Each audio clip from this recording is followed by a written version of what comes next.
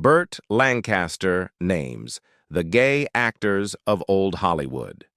He dated in secret. Burt Lancaster was born Burton Stephen Lancaster on November 2, 1913, in New York City. Lancaster grew up in a working-class family and initially pursued a career as a circus acrobat and athlete, showcasing the physical prowess that would later define many of his early film roles. His background in acrobatics was not just a youthful endeavor, but a foundational element that contributed significantly to his screen presence, allowing him to perform his stunts with remarkable agility and confidence, something quite rare among actors of his time. Lancaster's transition from the circus ring to the silver screen began in the 1940s when Hollywood started to take notice of his striking good looks, towering physique, and natural charisma. His breakthrough came with the 1946 film The Killers, where he played the role of a doomed ex-boxer. This film not only catapulted him into stardom, but also established him as a serious actor capable of portraying intense, complex characters. Lancaster's ability to combine rugged masculinity with deep emotional nuance set him apart from many of his contemporaries and allowed him to navigate a wide array of genres, from film noir and westerns to epic dramas and social issue films. One of the hallmarks of Lancaster's career was his courage to challenge Hollywood's conventions and expectations. In the 1950s, he founded his own production company, Hecht Hill Lancaster, along with Harold Hecht and James Hill. This move was revolutionary because it gave Lancaster more control over the types of projects he pursued, allowing him to produce films that were more socially conscious and artistically ambitious than typical studio fare. Notable films produced during this period included Marty, 1955, which won the Academy Award for Best Picture and was praised for its honest depiction of everyday life and love, and Separate Tables, 1958, which addressed complex human emotions and societal issues. Lancaster's efforts behind the scenes demonstrated his commitment not only to his craft, but also to advancing cinema as a serious art form. Throughout his career, Lancaster garnered critical acclaim and numerous accolades, including 2 Academy Awards. His first Oscar win came for his powerful portrayal of an ex-convict trying to rebuild his life in Elmer Gantry, 1960. His performance was electrifying, combining charm, menace, and moral ambiguity, which showcased his incredible range as an actor. Later, he won a second Oscar for his role in Birdman of Alcatraz, 1962, where he depicted a convicted murderer who became a respected prison reformer and bird expert. These performances underscored Lancaster's skill at portraying deeply flawed, complex individuals with empathy and depth, elevating the characters beyond mere stereotypes. Beyond his on-screen achievements, Burt Lancaster was also known for his personal principles and activism. He was a passionate advocate for civil rights and social justice, often using his celebrity to support causes he believed in. During a time when Hollywood was cautious about political engagement, Lancaster stood out as an actor willing to speak out against racism, inequality, and injustice. His advocacy extended to support for unions and artists' rights, reflecting a deep commitment to fairness and human dignity. These qualities earned him respect not only from audiences but also from his peers and the broader community. Lancaster's impact on film extended well into the 1970s and 1980s, where he continued to take on challenging and diverse roles.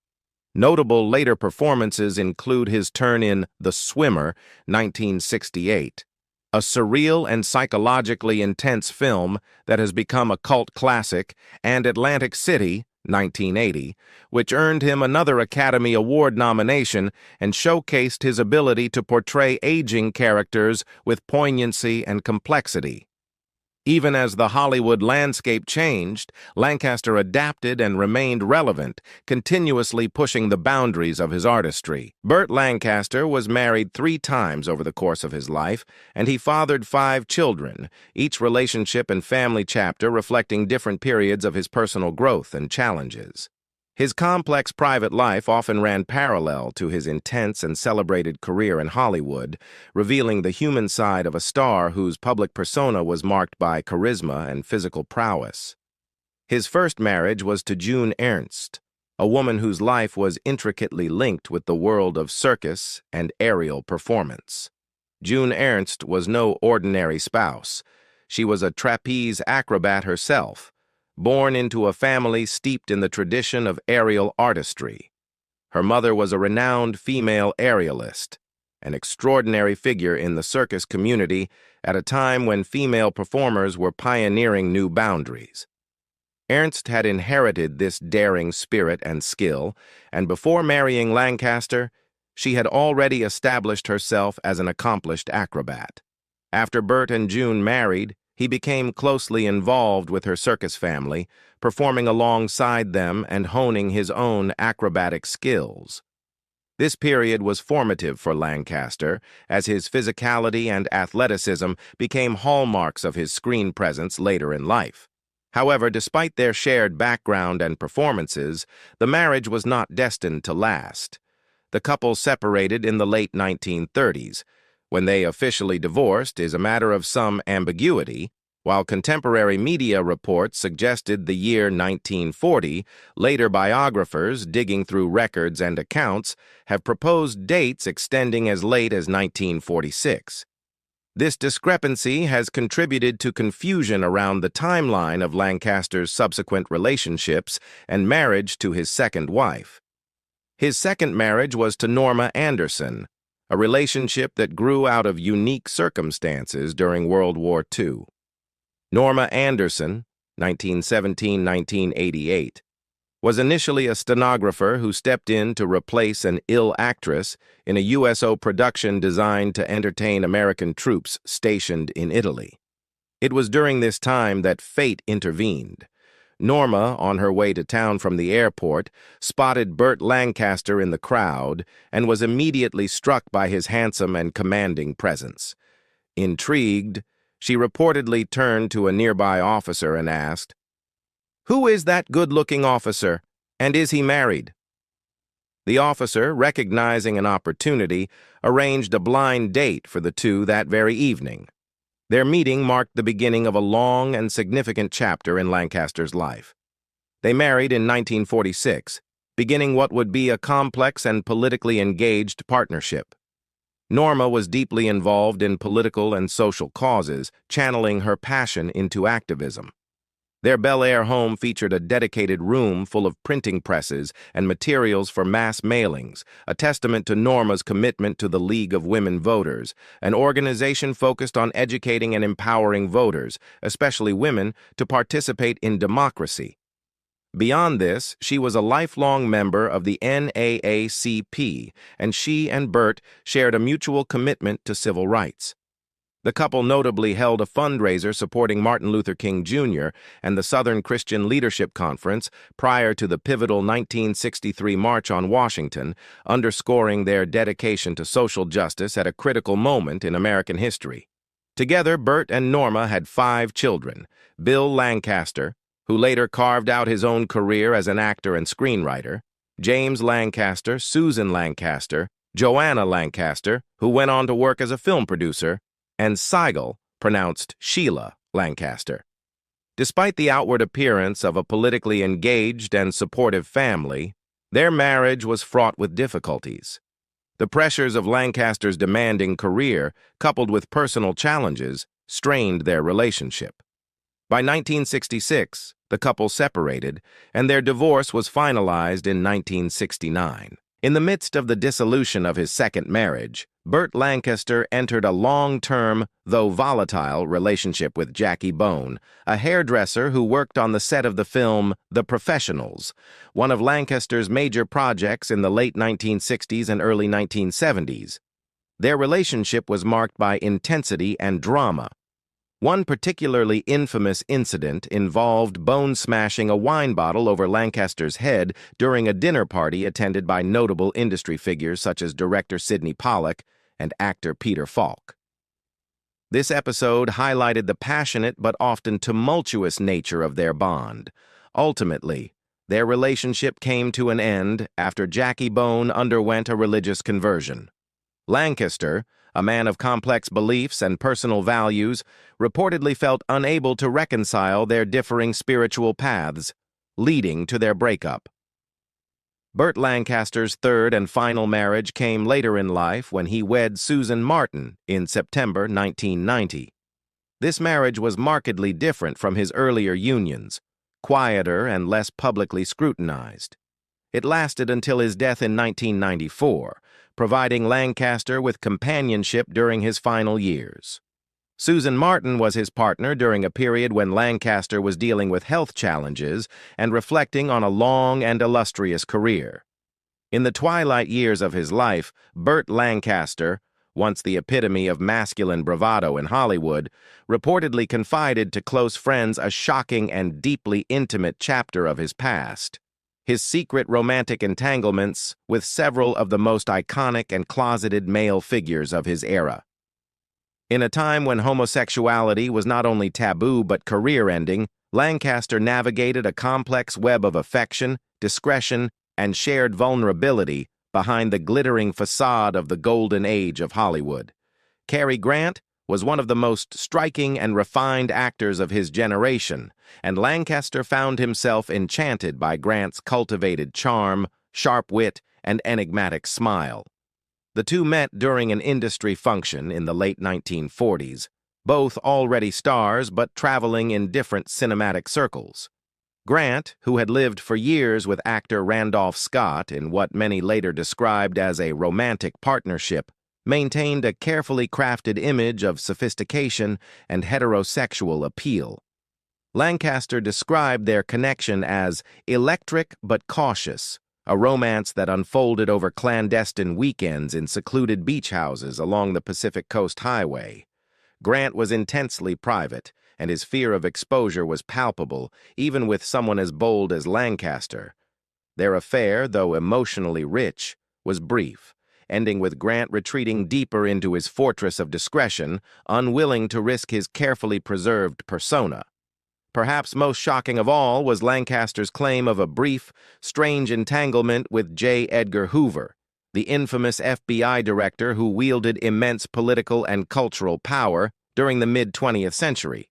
Hoover, who was never married and was often rumored to have had a long-time relationship with his aide Clyde Tolson, was not an actor but maintained deep ties to Hollywood through his influence over media portrayals of law enforcement and morality. Lancaster recalled meeting Hoover through mutual acquaintances at a high society charity gala in Washington, D.C. Though not conventionally romantic, their relationship was charged with power dynamics and secrecy. Lancaster spoke of Hoover as a man starved for intimacy but terrified of his own reflection. The connection, while deeply unsettling, offered Lancaster a unique glimpse into the mind of one of the most enigmatic men in American political history. Rock Hudson, the quintessential leading man, tall, handsome, and virile, became one of Lancaster's more emotionally intense relationships. They were introduced on a film set in the early 1950s, and their affair unfolded during the peak of Hudson's fame. Hudson, under strict control of studio handlers, lived in perpetual fear of being outed, a fear that was later tragically realized after his death from AIDS in 1985, which forced the world to acknowledge the truth he had hidden for decades. Lancaster remembered Hudson as a gentle soul with a gladiator's body, someone who longed for love but felt it was forever out of reach. Their relationship involved long road trips through the desert, away from paparazzi where they could breathe freely, if only for a weekend. Lancaster respected Hudson's need for discretion, and their bond faded not from lack of affection, but from the impossibility of permanence in a world that demanded denial. The most unexpected name on Lancaster's list was Ricky Nelson, the teen idol and clean-cut television star from The Adventures of Ozzie and Harriet. Nelson, who was nearly 2 decades younger than Lancaster, reportedly had a brief and tumultuous affair with the older actor during the early 1960s. By then, Lancaster was a seasoned star, while Nelson was struggling to evolve from a child performer into an adult artist. The relationship, though short-lived, was deeply meaningful to Nelson, who found in Lancaster both a mentor and a protector. Lancaster, however, was aware of the imbalance and ended it gently, believing that Ricky needed space to find his own identity, both professionally and personally. He remembered Nelson with great tenderness, calling him the boy who sang like a breeze and kissed with the hunger of someone who had never been allowed to want. Finally, there was Marlon Brando, perhaps the most complicated and brilliant figure on Lancaster's list. Brando was everything Lancaster wasn't: impulsive, eccentric, and shamelessly rebellious. Their affair, according to Lancaster's recollection, was volcanic. They met during a politically charged Hollywood event in the late 1950s, and the chemistry between them was instant, irrepressible, and raw. Brando, who was known for his sexual fluidity and defiance of convention, seduced Lancaster with intellectual debates, provocative challenges, and a sensuality that was impossible to resist. Their relationship was chaotic, fueled by ego, artistic rivalry, and a mutual desire to conquer one another emotionally and physically. Lancaster called Brando the only man I ever met who could make me feel completely undone just by looking at me. Their affair lasted on and off for several years, fading only when the burden of secrecy, combined with their clashing personalities, became too great to bear. Each of these relationships, hidden from the public eye, painted a vastly different portrait of Burt Lancaster than the one projected on screen. Beneath the image of the swashbuckling hero and rugged leading man was a man who had loved deeply, sometimes recklessly, and always in silence. In revealing these names late in life, Lancaster was not seeking sensationalism, but rather liberation, from decades of pretending, protecting, and suppressing a truth that defined him just as much as any film role ever had. Lancaster died at his apartment in Century City, Los Angeles, after having a third heart attack at 4:50 a.m. on October 20th, 1994. His body was cremated, and his ashes were scattered under a large oak tree in Westwood Memorial Park, which is located in Westwood Village, California. A small, square ground plaque, amid several others, inscribed Burt Lancaster, 1913 to 1994, marks the location. As he had requested, no memorial or funeral service was held for him.